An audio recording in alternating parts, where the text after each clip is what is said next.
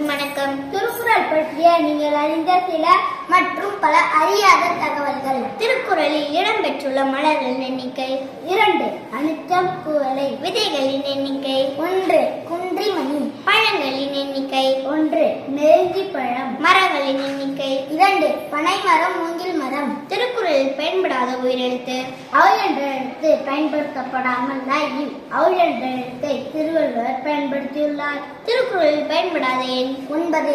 திருக்குறளில் கோடி என்ற சொல் எத்தனை முறை பயன்படுத்தப்பட்டுள்ளது? 7 முறை. எல்லா திருக்குறளும் 7 சீராளான குறள் உண்டாக்களால் ஆனது. இதன் அதிகாரம் 133 கூட்டினாலும் 7 தான் வரும். மொத்த குறள் எண்ணிக்கை 1330 கூட்டினாலும் 7 தான் வரும். அந்த 7 என்ற எண் எத்தனை திருக்குறள் வருகிறது? 8 இடங்களில் வந்துள்ளது. திருக்குறள் முதலில் அச்சிடப்பட்ட ஆண்டு 1812. திருக்குறள் எதில் தொடங்கி எதில் முடியும்? அகரத்தில் தொடங்கி நகரத்தில் முடியும். முதல் குறள் அகர முதல எழுத்தெல்லாம் ஆதிபகவன் முதற்றே உள்ளது. கடைசி குறள் ஊடுதல் காமத்திற்கு இன்பம் அகத்தின்பம் கூடி முழங்க பெறும். திருக்குறளுக்கு முதலில் உரை எழுதியவர் மணக்கூடவர். சிறந்த உரை யாருடையது? பரிமேலழகர். உரை எழுதியவர்களில் காலத்தால் முத்தவர் தருமர். திருக்குறளில் பயன்படுத்தப்பட்ட மொத்த எழுத்துக்கள் 42,194. அதில் அதிகம் பயன்படுத்தப்பட்ட எழுத்து 2 சுழினி 1705 முறை. ரஷ்யாவில் அணுத்துளைக்காத கிரமில் மாளிகையில் வைத்து பாதுகாக்கப்படும் தமிழ் நூல் திருக்குறள். ரஷ்யாவில் மட்டுமல்ல, இங்கிலாந்தின் ஒரு அருங்காட்சியகத்தில் பைபிளுடன் வைத்து பாதுகாக்கப்படுகிறது. அது மட்டுமல்லாமல் இங்கிலாந்து நாட்டின் விக்டோரியா மகாராணி காலை தூங்கி எழுந்தவுடன் படிக்கும் முதல் நூல் திருக்குறள் தான். திருக்குறளில் ஒரே ஒரு முறை மட்டும் பயன்படுத்தப்பட்ட எழுத்துக்கள் 2 எழுத்துக்கள். 1 லி பெரிய லி, அதாவது பொதுலகர லி. மற்றொன்று காவிற்கு அடுத்து வரும் ஞ.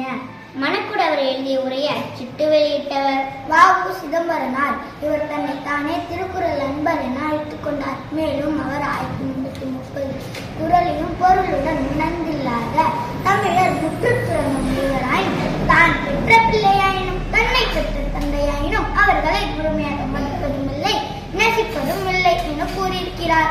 இறைவன் மனிதனுக்கு கூறியது பகவத்கீதை. மனிதன் இறைவனுக்கு கூறியது திருவாசகம். ஒரு மனிதனே மனிதனுக்கு கூறியதுதான் திருக்குறள். திருக்குறள் மட்டும் ஏன் இவ்வளவு பேச முடிகிறது? திருக்குறள் ஒரு நீதி நூல் மட்டுமல்ல, அது ஒரு வாழ்வியல் நூல். இவ்வுலகத்தில் மனிதன் எவ்வாறு வாழ வேண்டும், எவ்வாறு வாழக்கூடாது என்பதை எளிதாக கூறுகிறதுதான் திருக்குறள். திருக்குறள் முன்னோடி புறநானூறு. திருக்குறள் விளக்கம் நாலடியார். இது குட்டி திருக்குறள் எனவும் அழைக்கப்படுகிறது. திருக்குறள் பெருமை உணர்த்தும் நூல். 53 புலவர்களால் எழுதப்பட்டு 55 பாடல்கள் அடங்கிய திருவள்ளுவ மாலை.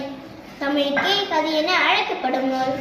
கம்பராமாயணம், திருக்குறள் இரண்டும் தமிழுக்கே கதை என அழைக்கப்படும் நூல்கள். திருக்குறளை முதலில் மொழிபெயர்த்தவர் வீரமாமுனிவர். லத்தீன் மொழி 1730ஆம் ஆண்டு. ஆங்கிலத்தில் மொழிபெயர்த்தவர் ஜி.யு. போப் 1886ஆம் ஆண்டு. தமிழ் குடும்பம் என்ற சொல் இடம்பெற்ற முதல் நூல் திருக்குறள். இடும்பைக்கே கொள்கலம் கொள்ளோ குடும்பத்தை குற்றமறைப்பான் உடம்பே. திருக்குறளுக்கு முதலில் அச்சிட்டு வெளியிட்டவர் தஞ்சாவூரை சேர்ந்த மலேதூசன் மகன் ஞானப்பிரகாசன். திருக்குறளை படிப்பதற்காகவே தமிழ் கற்றுக்கொண்டவர்கள் மகாத்மா காந்தி. டாக்டர் கரவுல் தமிழை கற்றுக்கொண்டு பின்பு ஜெர்மன் மொழியில் திருக்குறளை மொழிபெயர்ப்பு செய்தார். அது மட்டுமல்லாமல் டாக்டர் கரவுல் அழகிய சித்திர வேலைப்பாடு அமைத்த வெள்ளித்தட்டு தமிழ். அதில் வைத்துள்ள தங்க ஆப்பிள் திருக்குறள். தமிழோ என்னை ஈர்த்தது, குறளோ என்னை இழுத்தது என்றும் கூறினார்.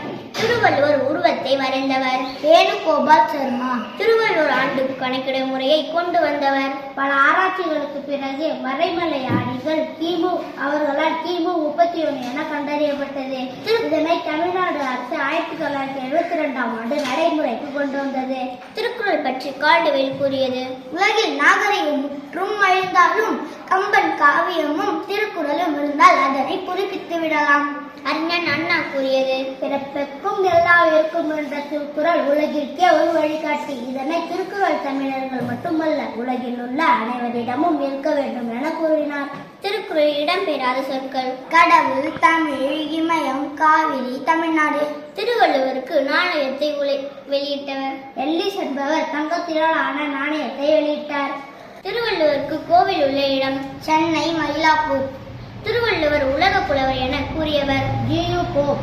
திருக்குறள் உடைமை என வரும் அதிகாரங்கள் 10 அதிகாரங்கள். அன்புடைமை, அடக்கமுடைமை, அன்புடைமை, ஒழுக்கமுடைமை, பொறையுடைமை, அருளுடைமை. அறிவுடைமை, ஊக்கமுடைமை, நாமுடைமை, ஆழ்வினையுடைமை, பண்புடைமை. திருக்குறள் பற்றி பாரதிதாசன் கூறியது: வள்ளுவன் தன்னை உலகினைக்கே தந்து வான்புகழ் கொண்ட தமிழ்நாடு என்றும், யாமறிந்த புலவர்களிலே கம்பனைப் போல், வள்ளுவனைப் போல், இளங்கோவைப் போல் பூமிதனில் யாருமே பிறந்ததில்லை என்றும் கூறினார். பாரதியார் கூறியது: பொதுமறையான திருக்குறளில் இல்லாதில்லை, இணை இல்லை, முற்பாவிற்கு இந்நிலத்தே என்றும், வள்ளுவனை பெற்றதால் பெற்றதே புகழ் வையகமே என்றும் கூறினார். ஔவையார் கூறியது: அணுவை துளைத்தியல் கடலை புகட்டி குறுகத் தரித்த குறள் என்றும், கடுகை துளைத்தியல் கடலை புகட்டி குறுகத் தரித்த குறள் என்றும் இடைக்காரரும் கூறினார். கவிமணி தேசிய விநாயகப் பிள்ளை கூறியது: தமிழ் மாதின் இனிய உயிர்நிலை திருக்குறள் என கூறினார்.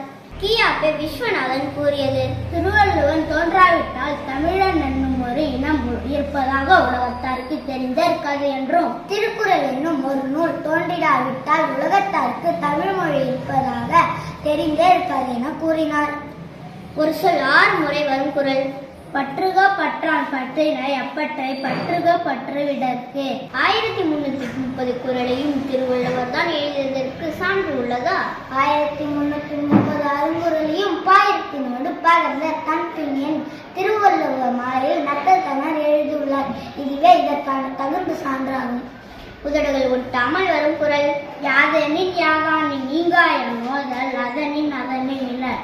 அதாவது, எந்த பொருட்களின் மேல் விருப்பம் இல்லாதவனாய் ஒதுங்குகிறானோ அவன் அந்த பொருட்களால் துன்பப்பட மாட்டான்.